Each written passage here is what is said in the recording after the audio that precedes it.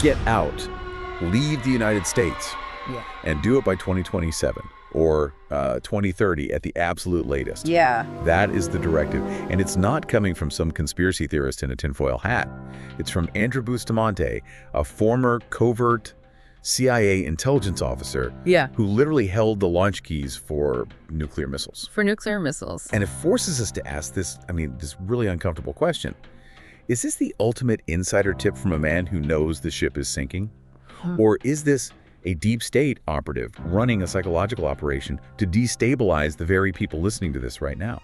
That is the terrifying ambiguity we are sitting in. Bustamante isn't just suggesting a vacation. He is predicting a geopolitical collapse. Right. But we have to remember who we're dealing with. This is a man trained in deception. So if he tells you to run, is it to save you? Or is it because your panic serves his mission? Exactly. I listened to this and I'll be honest, my first reaction was just, pure anxiety. I'm thinking about my kids, my mortgage, everything. But then the skepticism kicked in. This guy admits he's a master manipulator. He admits he has moral flexibility. So is he hacking our fear response to sell his training courses? Or is he actually the only one telling us the truth about World War III? And that is the debate we're going to have today. We are not just summarizing his interview. We're going to pressure test it. We're going to look at his leave the U.S. argument, his terrifying profile on moral flexibility, and the spy tools he says can save us or control us. The stakes couldn't be higher. If he's right, we are sitting in the blast zone of a dying empire. If he's wrong, or worse, lying, we are being played by a professional. So let's start with the man himself. You don't get to hold nuclear codes by being, a normal, well-adjusted person. No, you certainly do not. And Bustamante is disarmingly open about this. He explicitly states that the CIA does not recruit happy people. They look for what he calls broken toys. They look for trauma. They look for trauma. This part really disturbed me. He tells this story about his childhood. His father was killed, but the real trauma came from his mother. He asks her as a kid, "Do you love me?" Yeah. And she tells him to his face that she loves his stepfather more than him. Yeah. Because loving her son is a biological obligation, but loving her husband is a choice. It's just brutal, but think about what that does to a developing brain. It breaks the fundamental human assumption that love is unconditional. Totally. It taught him that loyalty is transactional. It taught him that the people inside your own home can be your biggest threat. Which makes him the perfect recruit. If you trust your gut, if you trust people by default, the CIA sees you as a liability. They want someone who assumes everyone is lying. Exactly. But here is my problem with that. If his entire worldview is built on transactional loyalty, why should we trust a single word he says to us? We aren't his family. We're just an audience. And that brings us right to his concept of moral flexibility. This is like the core of his operating system. Bustamante argues that good and bad are civilian concepts. Fairy tales. They are fairy tales we tell children. In the world of espionage, and he argues, in high-stakes business, the only metrics are utility and mission. That is chilling. Yeah. It sounds like a justification for sociopathy. It's not bad if it works. Well, he would argue it is simply pragmatism. If lying to a source saves 1,000 lives, the lie is good because of its utility. Okay, but apply that to his warning about 2030. Right. If scaring the American population into a frenzy helps him achieve some goal, I don't know, maybe building a network of expatriates or destabilizing the economy for a short sell position, he would do it, and he wouldn't lose a wink of sleep. Not a wink. So his warning about the U.S. collapsing could just be a tool. Well. But let's look at the tool set he's offering. Because even if he is manipulating us, the skills he teaches are, well, they're undeniably effective. No. He talks about lie detection, and he completely destroys the Hollywood myths. Oh, yeah. Forget the looking up and to the left idea. He calls that social media nonsense. He argues that without a baseline, without knowing how someone acts when they are safe and honest, you cannot spot a microexpression. You can't tell if a stranger is lying just by looking at them. So what do we look for? He distinguishes between the unskilled liar and the skilled liar. And I recognize myself in the unskilled description immediately. The unskilled liar is terrified of silence. They're in the hot seat. They feel the need to construct a reality, so they over-explain. TMI. Too much information. Exactly, TMI. They fidget. They are burning energy just trying to sell the lie. But the skilled liar, that's the one we need to worry about. Yeah. The skilled liar doesn't talk. No. They ask questions. Precisely. This is the counterintuitive part. A skilled liar, like a spy or a seasoned CEO, knows that making statements creates liability. Every fact you state is something that can be checked. Right. So to avoid that, they flip the script. They put the cognitive load on you. Cognitive load. Let's break that down. Lying is exhausting. You have to invent a story, remember it, and monitor the other person to see if they believe it. That is a high cognitive load. By asking a question like, why would you ask me that? Or, what time do you think I was there? It forces you to think. It buys them time, and it keeps their story vague. And physically? They don't fidget. No, they freeze. Because they're concentrating so hard on their internal narrative, their body goes into lockdown. They stop using their hands. They sit unnaturally still. So if I'm in a negotiation or talking to a mechanic or a politician, and they get quiet, stop moving, and start answering my questions with questions, I'm being played. You are likely facing a professional deception. The tell isn't the nervousness, it's the unnatural control. This is actionable right now. If you are in debt or facing some social barrier, you are constantly negotiating. And Bustamante says the key to winning isn't trusting your gut. In fact, he says trusting your gut is the stupidest thing you can do. He is very firm on this. He separates perception from perspective. Perception is what your gut does. It's emotional. It's evolutionary. Yeah. It sees a shadow and screams tiger.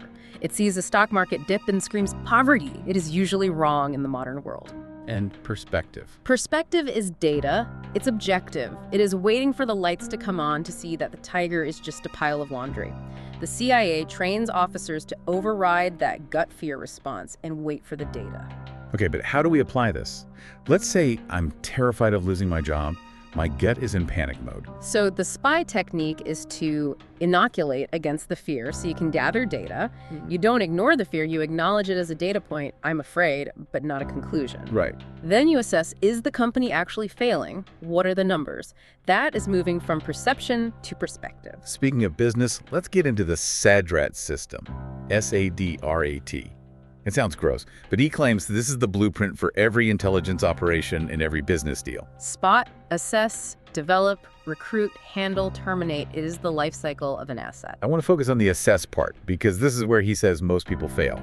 We try to recruit everyone. We try to be friends with everyone. Exactly. In the CIA, you don't recruit a spy just because they have secrets. You assess them. Are they stable? Can they deliver? And in business. In business, he argues, we skip this. We chase every customer. We try to please every boss. But the assess phase is about determining utility. Is this person an asset or a liability? It's cold, though. It's looking at humans as resources. It is. But remember his worldview, utility over morality.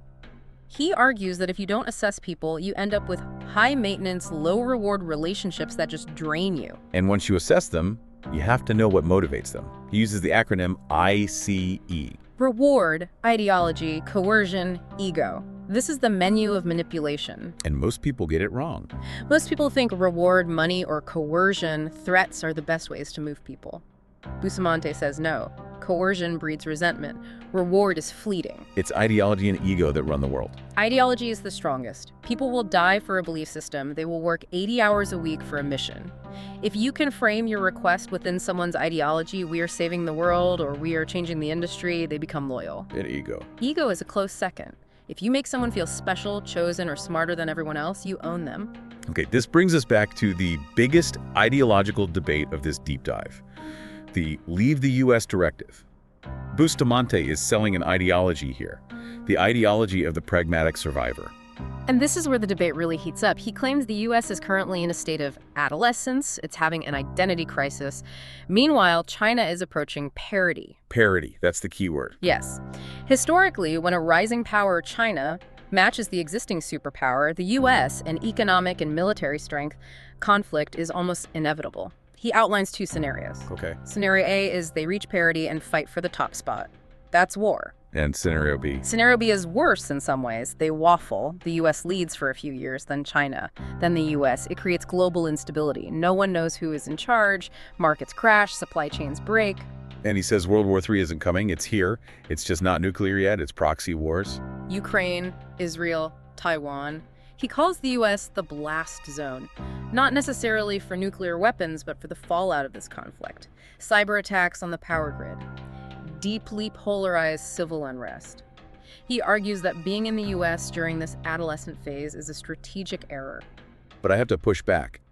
Is this pragmatic survivor ideology actually just cowardice? I mean, he's a former service member, he swore an oath, and now he's saying cut and run? It's a fair question. If everyone who is smart and capable leaves the US, then the collapse becomes a self-fulfilling prophecy. That is a valid critique. By telling the competent people to leave, he is, in a way, accelerating the brain drain. However, he would counter with the airplane mask theory. You have to put your own mask on first. Before you help others. He believes the ship will hit the iceberg regardless of what he does. Therefore, his duty transfers from the state to his family. It's the ultimate act of moral flexibility. The mission changed. The mission used to be protect the US. Now the mission is protect the Bustamante bloodline. And he's discarding the old loyalty because it no longer has utility. Exactly. And he challenges the listener. Are you staying because you have a plan to fix it? Or are you staying because you are afraid to leave? Because you are relying on perception, the feeling that the US is safe rather than perspective, the data that says it's declining. It's a real punch to the gut. It is. But let's say we don't leave. Let's say we stay and fight, or at least try to thrive here. We need social skills. We need to be able to influence people. And he dropped a technique called mirroring that goes way deeper than what I learned in sales training. Oh yeah, most people think mirroring is just crossing your legs when the other person crosses theirs. Bustamante says that's amateur hour. It's creaky if you do it wrong. It's super creepy. If you do that too fast, you look like a mimic. The real mirroring is linguistic and emotional. It's mirroring their vocabulary. If they use the word challenge, you use the word challenge, not problem. If they speak slowly, you slow down. And why does this work? It's biological, right? It is. We trust ourselves more than anyone else. When you mirror someone effectively, their subconscious registers you as self. It lowers the threat detection. They feel safe. And when people feel safe, they talk. And that leads to the 2 questions, 1 confirmation technique. This is how you hack a conversation to get information without giving any up. This is a devastatingly simple tool. You ask a question, they answer. You ask a follow-up question based on that answer, they answer again. And then, this is the key. You do not talk about yourself. No. You give a confirmation statement. That makes total sense, or I can see why you did that. And then you just loop it. Question, follow-up, confirmation. What happens is the other person leaves the conversation thinking, wow, we had such a great connection, that guy is fascinating. But in reality, they know nothing about you. You know everything. You have harvested all their information, identified their motivations, their rice, and assessed their utility. You were the predator, they were the prey, and they enjoyed it. That is terrifying. It's conversational vampirism. It is espionage. So how do we defend against this? If I'm at a networking event and I realize someone is just asking me question after question and just nodding, You have to seize the question mark. The person asking the questions is the person driving the car. The person answering is just the passenger. I like that. If you feel you are being led, stop answering, pause, and ask, that's an interesting question, why do you ask? Or, what's your experience with this? You force them to make a statement? You force them to take on the cognitive load? Exactly. If they are a skilled manipulator, they will hate this. They will try to deflect back to you immediately. If you hold your ground and force them to speak about themselves, you break the spell. I love that. Seize the question mark. Yeah. Use that in your next salary negotiation. But I want to close on the psychological engine of all this. Fear. Bustamante prefers recruits with anxiety. Yes, he reframes anxiety completely. We usually see anxiety as a disorder. He sees it as a radar system. A superpower. Anxious people are hypervigilant. They notice the car following them. They notice the shift in tone at the dinner table. But anxiety paralyzes people. That's the downside. That is why he teaches inoculation. You cannot just tell an anxious person to be brave. That's useless. You have to expose them to the threat in microdoses. Grab a vaccine. Exactly. If you are afraid of social rejection, you don't start by asking for a promotion. You start by asking a stranger for the time. Low stakes. Very low stakes. Then you ask a barista for a specific customization. You build up tolerance. You teach your logical brain to process the threat faster than your emotional brain can shut you down. And this leads to his final, most provocative point. The difference between those who move and those who stay paralyzed. He says most people are cogs. This is where the debate lands. Bustamante believes that the concept of equality is a myth. He argues that nobody actually wants equality. He says we want advantage. Right. We say we want a level playing field, but we work hard so our kids have a better life than the neighbor's kids. We want our business to beat the competition. He argues that human nature is driven by the desire for advantage, not fairness. So, his whole philosophy, leaving the US, learning to lie, assessing people as assets, It's all about accumulating advantage in a world that he thinks is falling apart. Correct. He is telling you that the system is broken, fairness is a lie, and the ship is sinking. So do you stand on the deck holding a sign about equality, or do you secure an advantage for your family and get on the lifeboat? It is a dark, cynical worldview. But I have to admit, it forces you to think. Are we paralyzed by the headlines, just doom scrolling and hoping things get better? Or are we taking action? You don't have to agree with his moral flexibility to use his tools. You can use perspective to calm your anxiety. You can use inoculation to get brave. Right. You can use mirroring to build better relationships with your spouse, not just to manipulate targets. That's the middle ground. You don't have to be a spy to stop being a victim. You don't have to leave the country to stop being a cog. But you do have to wake up and look at the data. And ask yourself, in the story of your life, are you the one asking the questions or the one answering them? That is the thought to leave you with. Seize the question mark, everyone. We'll see you on the next deep dive.